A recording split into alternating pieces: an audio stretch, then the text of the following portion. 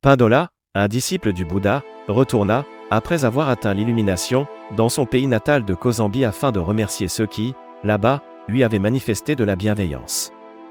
En agissant ainsi, il préparait le terrain pour y semer les graines de la bouddhéité. Dans les faubourgs de Kosambi, il y avait un petit parc qui longeait la rive du Gange. Il y avait là des ombrages causés par d'innombrables racines de cocotiers et un vent frais y soufflait continuellement. Un jour chaud d'été, Pindola s'assit en méditation à l'ombre fraîche d'un arbre. Le seigneur Udiana vint alors dans ce parc avec ses épouses afin de s'y récréer. Après la musique et le plaisir, il fit un sommeil à l'ombre d'un autre arbre. Tandis que leur seigneur et maître reposaient, ses épouses et les dames d'honneur se promenèrent et arrivèrent soudainement à l'endroit où Pindola était assis en méditation. Elles le reconnurent comme un saint homme et lui demandèrent de les enseigner. Elles écoutèrent alors son sermon. Quand le seigneur se réveilla, il se mit à la recherche des dames et il les trouva tout autour de Pindola et en train d'écouter son enseignement. Étant d'un naturel jaloux et libertin, le seigneur se mit en colère et il injuria Pindola en disant « C'est inadmissible que toi, un saint homme, tu sois au milieu de femmes et prennes plaisir à converser avec elles. » Pindola ferma doucement les yeux et demeura silencieux. Dans sa colère, le seigneur tira son épée et menaça Pindola, mais le saint homme demeura silencieux et aussi ferme qu'un roc. Cela mit le seigneur encore plus en colère, au point qu'il fendit une fourmilière et lança des débris pleins de fourmis contre Pindola, mais Pindola resta tranquillement assis en méditation et endura patiemment l'insulte et les désagréments. Là-dessus, le seigneur se repentit de sa méchante conduite et il demanda pardon à Pindola. À la suite de cet incident, l'enseignement du Bouddha trouva son chemin dans le château de ce seigneur et de là se répandit dans tout le pays.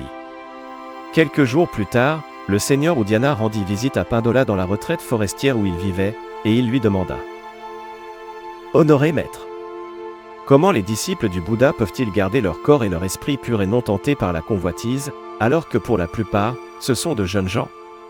Pindola répondit « Noble seigneur, le Bouddha nous a enseigné à respecter toutes les femmes. Il nous a appris à regarder toutes les vieilles femmes comme nos mères, toutes les femmes de notre âge comme nos sœurs et toutes les femmes plus jeunes comme nos filles. Voilà pourquoi les disciples du Bouddha gardent leur corps et leur esprit purs et non tentés par la convoitise, alors qu'ils sont en pleine jeunesse. Mais, honoré maître, on peut avoir des pensées impures même à l'égard de femmes ayant l'âge d'une mère, d'une sœur ou d'une fille. Comment les disciples du Bouddha contrôlent-ils donc leurs désirs ? Noble Seigneur, le bienheureux nous a appris à regarder nos propres corps comme sécrétant des impuretés de toutes sortes comme le sang, le pus, la sueur ou les graisses. En pensant à ces choses, même en étant jeunes, nous sommes capables de garder pur notre esprit. Honoré maître, dit encore le Seigneur, c'est facile pour vous d'agir ainsi, car vous avez entraîné vos corps et vos esprits et vous avez fait reluire votre sagesse, mais ce sera difficile pour ceux qui n'ont encore jamais subi un tel entraînement. Ils peuvent bien s'efforcer de penser aux impuretés, mais leurs yeux s'attacheront quand même aux belles formes. Ils peuvent bien s'efforcer de penser à ce qui est laid, mais ils n'en seront pas moins tentés par les belles apparences. Il doit y avoir une autre raison pour laquelle les jeunes gens, parmi les disciples du Bouddha, sont capables de garder pures leurs actions. Noble Seigneur, répondit Pindola, le bienheureux nous enseigne à garder les portes de nos cinq sens. Quand nous voyons de belles formes et de belles couleurs avec les yeux, quand nous entendons des sons agréables avec les oreilles, quand nous sentons des parfums avec nos nez. Quand nous goûtons des choses savoureuses avec nos langues et touchons des choses douces avec nos mains, nous ne sommes pas attachés à ces choses attirantes et nous ne fuyons pas davantage les choses repoussantes. Nous avons appris à garder soigneusement les portes de ces cinq sens. C'est à cause de cet enseignement donné par le bienheureux que même les jeunes disciples sont capables de garder pur leur corps et leur esprit. L'enseignement du Bouddha est vraiment merveilleux.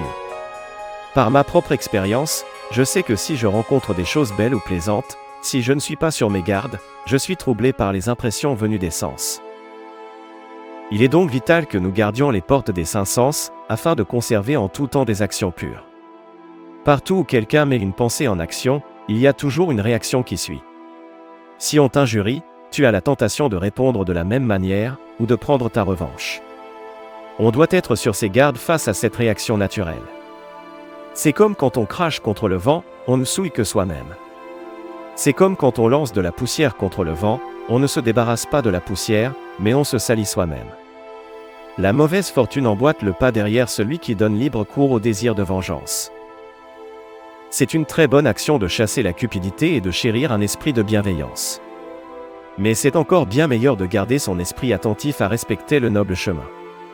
On doit se débarrasser d'un esprit égoïste et le remplacer avec un esprit tout préoccupé d'aider les autres. Quand on cherche à rendre quelqu'un heureux, cela l'incite à faire encore quelqu'un d'autre heureux, et ainsi le bonheur naît de tels actes. 1000 bougies peuvent s'allumer avec une seule bougie, et la vie de cette bougie n'en est pas abrégée. Le bonheur non plus ne décroît pas quand il est partagé. Ceux qui cherchent l'illumination doivent veiller à leur premier pas. Quelle que soit la hauteur de ses aspirations, il faut l'atteindre pas à pas. Les pas sur le chemin de l'illumination doivent s'effectuer dans notre vie de tous les jours, aujourd'hui, demain, après-demain et ainsi de suite.